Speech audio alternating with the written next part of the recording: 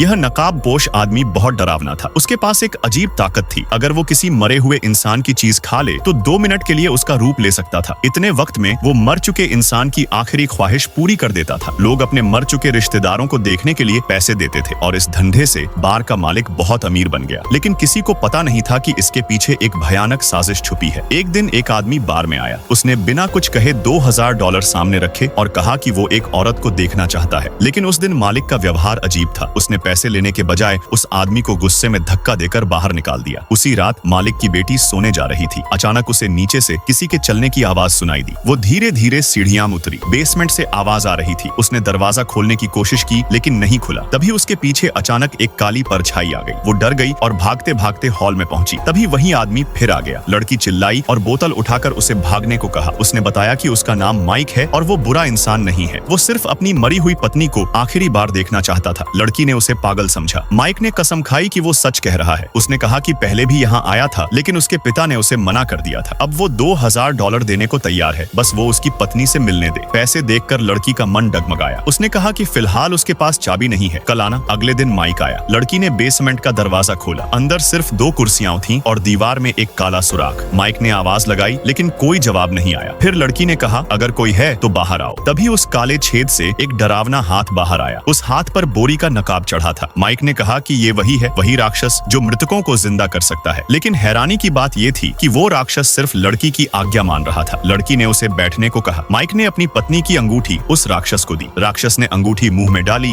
और भयानक गर्जना की। कुछ पल बाद उसका हाथ इंसान जैसा हो गया। माइक खुश हो गया। उसे लगा उसकी पत्नी आ गई है। वो दौड़कर नकाब हटाने गया लेकिन जैसे ही बोरी हटाई, नजारा देखकर उसकी चीख निकल गई। वो उसकी पत्नी नहीं थी बल्कि उसकी मरी हुई माँ थी।